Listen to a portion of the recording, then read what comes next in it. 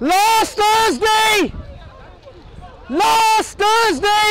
one of the greatest personalities of the last 100 years passed away.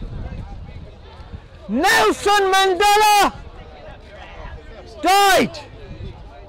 What I want to speak about today is his legacy and the legacy that we're all going to leave. He was a man who was born in 1918.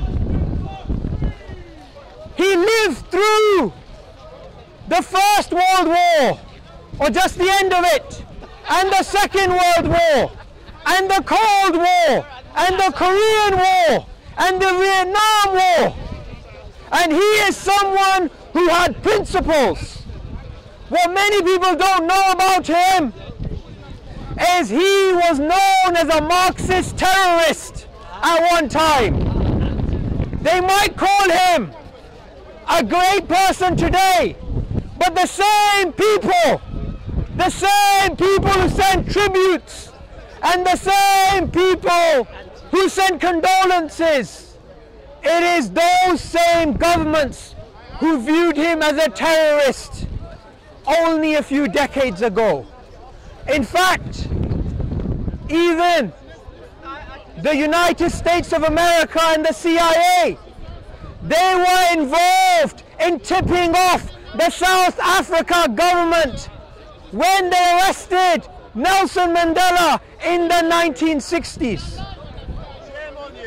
Now the question today I want to ask is this: what is his legacy? And what is the legacy that we're all going to leave behind? What we know for certain in this world of confusion is this: nothing is as certain that we all agree about, except that we're going to leave this earth. Where are you going? 100 years ago, nobody here existed. 100 years from now, no one here alive today will exist. We live very short lives, and in these short lives we live, we distract ourselves in material things, in the 9 to 5, in the earning of money, in the spending of money, in going to the high street. And what they forget, and what we all forget, is what is the purpose of life? Why do we exist? There is a profound question. There is a profound question which is asked in the Quran, which God asks mankind. God asks mankind, do you think we have created you in play and you would not return to us? And that every soul shall taste death, and to us is your return. How do you know he said that? How do you know I'll go on to that. I'll go on to that. You'll go on to it in 20 minutes. Every single human being, don't worry sir, I'll go on to that. Every single human being must take time in their life and reflect, what is the purpose of life? Not just live 9 to 5. Sir, what do you think the purpose of life is? The purpose of life, according to Aristotle, who is a much greater thinker than Muhammad, the purpose of life is for animals, plants and human beings to flourish. The trees Is that it? flourish, the grass should flourish, and people should flourish. Is that it? Sir, thank you. The sir said, the purpose of life is just to flourish. And many people today, what they would add to that, the purpose of life is procreation. Is living a good life, having children so they live a good life and they have more children. That's what Aristotle And just said, to isn't it? spread the earth. That's fine, that's his opinion. I'm not challenging that, I'm just stating it. Right? Does anyone else have a clue or an idea about what the purpose of life is? Why we exist?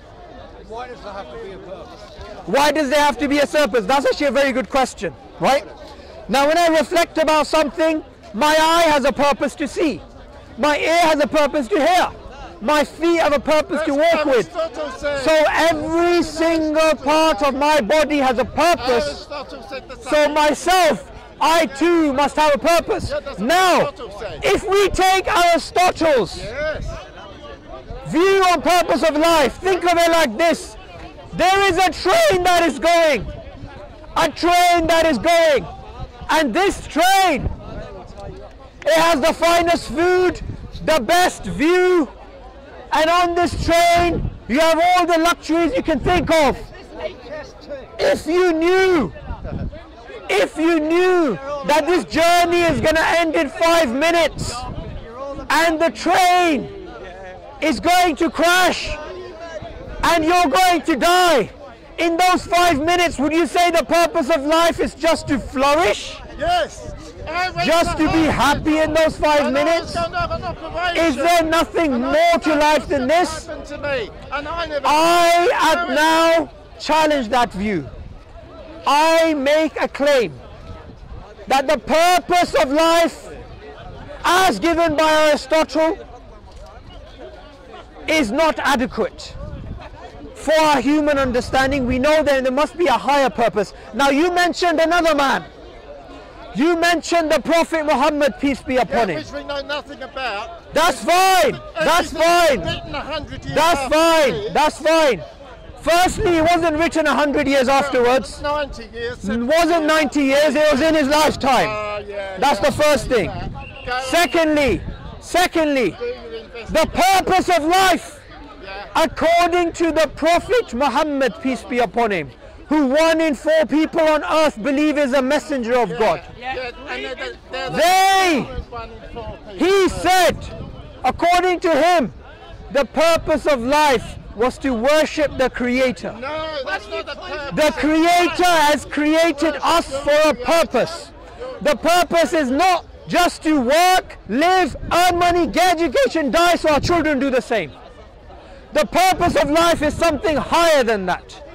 The same Creator who made this world, the same Creator who made the sky, who made the plants. If you look at the rain and you look at the ground, I will after this. If you look at the rain and you look at the ground, the same ground and the same rain. Yet, walk into Sainsbury's, how many types of plants do you see? How many types of fruits do you see? What variety has God created? And we are blind. We are blind to the signs of the Creator. In the Quran it says, and I'm going to go on to your question now, sir. In the creation of the heavens and the earth and the alternation of night and day, there are signs for those with intelligence. Not those who blindly believe anything, but signs for those with intelligence. Your question, sir.